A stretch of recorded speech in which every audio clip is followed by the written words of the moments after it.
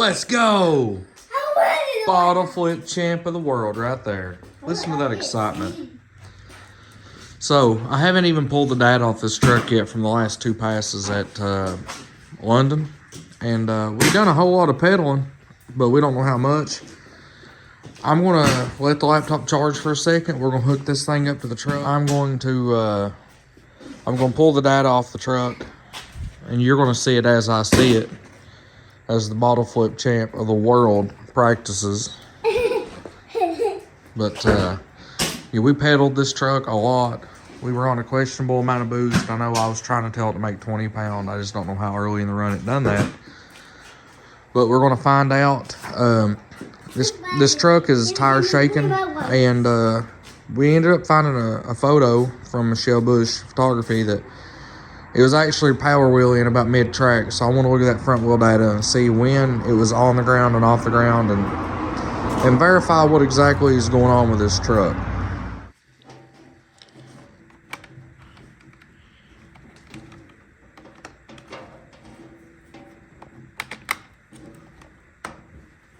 That was very hard to do one-handed.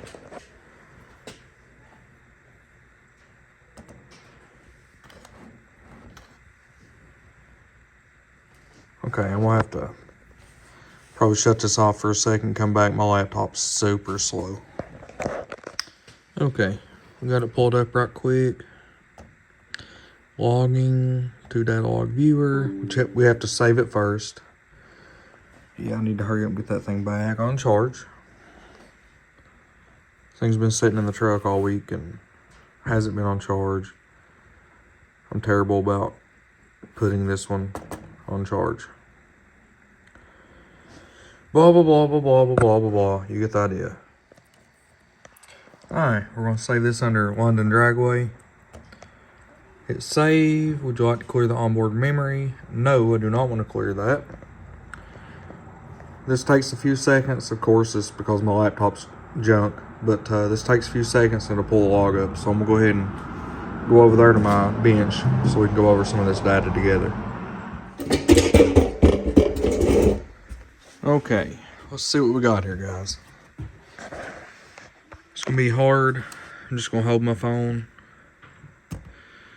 Obviously, first thing I always look for is to be the last two passes. 13.6 during the run. Let's see here. Fuel pressure. We got race time. RPM. We're going to pull RPM up.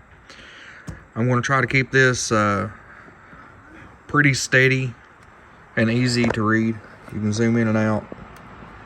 Haltech makes it pretty easy. So this is the last two runs here and here. Let's go to that first one. Chop, chop, chop, chop. Man, that thing was ugly. Let's go to throttle position. Pull that up real quick. I've already had it. That is pedals. So when it popped on the two-step, if you watched that last video, 99% throttle. It popped and kind of scared me. I tried to pedal it. Still on the two-step, mind you. You know, we left. Let me zoom in a little more. So we left the line at 3,050 or so, in that range. It flashed through the converter pretty, hold on, let me zoom back in. Pretty good. 5,500. Started to grab. I pedaled it. It was all kinds of funky. Let's zoom back out. But pedal 1, 2, 3 pedals. Let me zoom out again. But yeah, all over the place. Manifold pressure. This is, like I said, first run.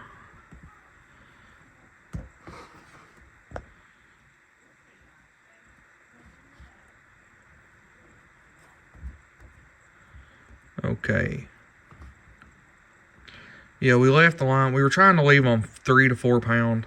Obviously, we're seeing 8.5, almost 9 pounds on the lead, which is why it tried to wheelie. We try to keep from that. It was on 18.5 pounds. Let me pull race time up. Okay, we were on 18.5 pounds in 1 second. This truck does not have CO2 on it. It could react faster, but first time we pedaled it, we're on 19.9. So 20 pounds by 1.1. We're still at 4,800 RPM, so it was rising pretty quick. And I'd already pedaled. We come back into it. I'm sure we're in second gear by this time. 18 pounds. Pedaled again. Come back up. 18 pounds or so out the back. 20. Started riding pretty steady there towards the end of that run. 26. It's around 26 pounds of boost. 26.5 right there. We're at 6,000, almost 6,100 in high gear. Let's pull front wheel data. So come over here, vehicle speed, right front. Okay. Yeah, that was a very, very slow run. When we finally got it to settle down, we were only running 80 something. Obviously, I pull it just farther than I need to. We only went 117 at the peak. That run, we ended there, so like literally 107.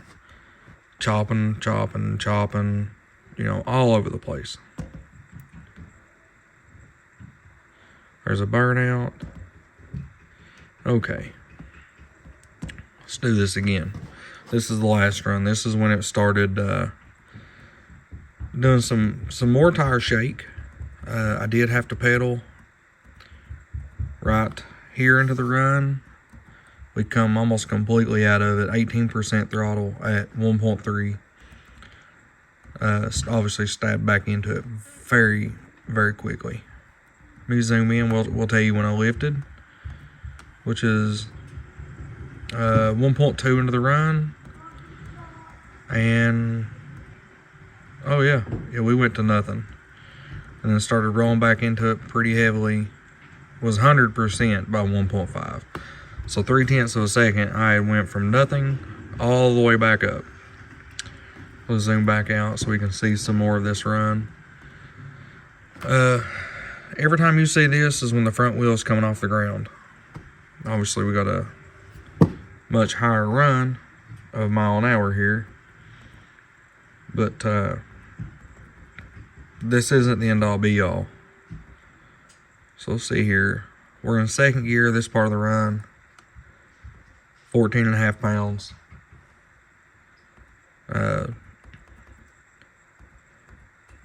Obviously, I'm pedaling again. We're 3.5 seconds into the run. I've pedaled it. There. I pedaled it again at 3.2. Obviously, once I stab back into it, we lose front wheel speed again. So as soon as I stab back into it, it tries to pack the front wheels. By 5 seconds, we're just full tilt. 6,200 in high, 22 pound of boost. And it's just pretty steady from there on out. We did not make clean runs. We're used to a lot more mile an hour than this, but I still don't think I have the truck correct. 119.9. The race time is, that race time is way off from a time slipper or draggy. I don't understand what happens there, but it is off. But we have fell down in high gear after I'd pedaled it and lost momentum. We fell down to 5,900 RPM. This motor doesn't really like to be under 6,000. And for the most part, this is where it lives. 63 to 8,000. I know Brad's all the time getting that, kind of getting a little upset with me, because I like to rev it out, but it makes some good power up there. Oil pressure, 50 pounds while on the brake, 61, 63, 56. Let's go out here after a lift. Still 56, 57 pounds, so we're good on oil pressure. Wideband. Oh wait, no, that's not the one we need. Wideband 021 for the better part. 11.4, 11.9 at the where I'm pedaling it, but 11.1, 11.1, 11.4, 11.6, which is coming through some of my jumpiness. Let me clear some of this up and not make it so confusing for you guys. I ain't really worried about race time. We know that's not exact. Throttle position, intake air temps. That is something that I wanted to look at because we think we are having an issue. Before this run, we were 98 degrees, and from what me and Brad talked about, see how it's highlighting intake air temp. If I had a restriction with this intercooler, we would see more of a spike. If we, obviously, it was cold out, and the faster you go, the more air comes through the intercooler, but if we were having a big restriction, you know, we're at 111 degrees of intake temp. That is at the throttle body. We're starting this run at, let's see here, this will be more accurate, 0 mile an hour. We're starting at 98 degrees in the intake. And at the very end of this run, it's 112. That's not that big of a rise. I don't have an intake problem. Not currently. Fuel pressure did rise. 76 pounds at the end of the run. 76 and a half. Down here we're 55 around base, so it's keeping up to par with that with the amount of boost. Fuel flow. Air at the end, 1137, 1131, 1140. So, I mean, obviously these numbers are skewed. Let's see what it does at the top of second. 842. But out towards the end of the run, we're close to 1,150 pounds an hour. There's a lot more stuff on here that I'm not going to show you. Not because I don't want you to know.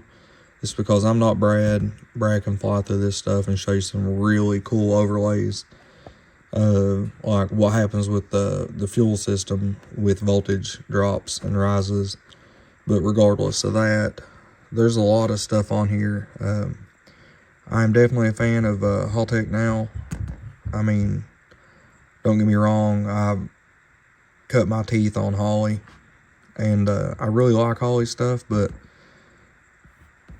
that name right there, they are legit. Now this is a 2500.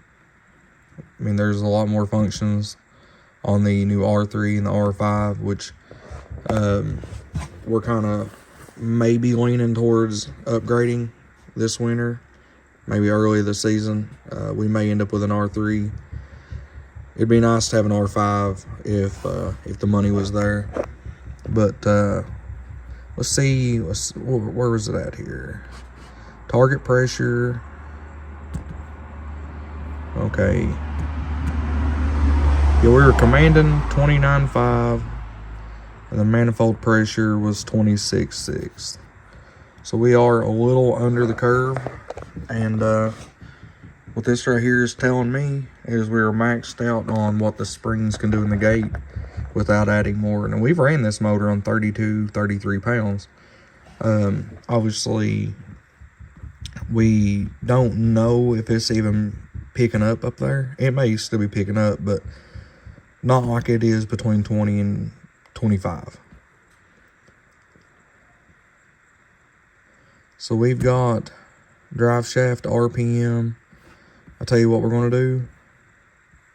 We're going to pull up drive shaft RPM, display on a new trace view, and we're going to do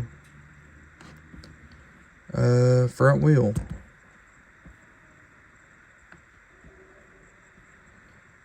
Vehicle speed front right. So this is some meat and taters. So your white line is front wheel. That one, I'll highlight that. That is rear wheel. So when you see the over and under, obviously the drive shaft is spinning. The tires were spinning and chattering.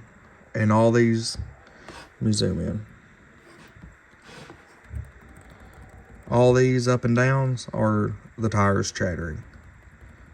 And we are still shaking the tires and spinning them to about the point where it crosses over. And let's back it back up. So right here, this is where it crosses over. We are at 58 miles an hour, and which I pulled race time off, but that's regardless anyways. But at this point of the run, it decides to quit spinning, which is around when I pedaled it again, or very close, because it tried to chatter right there one more time. But it quit spinning and grabs and just rolls on. But data like this, understanding it is a cool thing. It's a beautiful thing. And obviously data like that is a great thing to have if you want to get faster and faster. But knowing how to do anything with it, just because there's some cool stuff on this truck, I don't know how to work half of it. I've done very well, and it's only because of Brad and Jared. Brad Hackworth, Swap Shop Garage. I know I blast his name every chance I get, and I try to put that in every post, because this man has went above and beyond with me to dumb down some of this knowledge that that ECU, that laptop can have, because it's very difficult sometimes to go through all this and to even know what to do. You would have front wheel and rear wheel data with boost curves and this and that, and it kind of gets overwhelming. You got launch retards, and all this stuff plays a factor when you're trying to cross it over. Before I post this data, of course, I'm gonna run it over with Brad, because Brad may not want me to post this stuff. I tried to avoid any necessary evils in the data. So with that being said, I've got a race coming up on the 25th, I believe, at Decker Boys. We're going to try to be there for that. We may show up on that little 26. We may show up on that Mastercraft. We may show up with both. It just depends if we can afford to do it. If we can afford to do it, we're going to try to run both classes, and I know that's very difficult, very hard. I'm going to send all this data to Brad very shortly and let him run through it and see what he wants to do. And we're going to try to get this truck on the scales. I think that we have some issues with that. I think that's the reason it's chattering the tires and shaking and then trying to power wheelie and blah, blah, blah, the ignorant stuff that it's been doing. But it's getting cold, it's getting late. I'm gonna get this stuff together and get this video out tonight, but not without running it through Brad first. Thank you. If y'all want to see more of this stuff, comment on this video, let me know, because I will gladly go over data with you guys and show you what the truck does. I'll see you guys on the next one.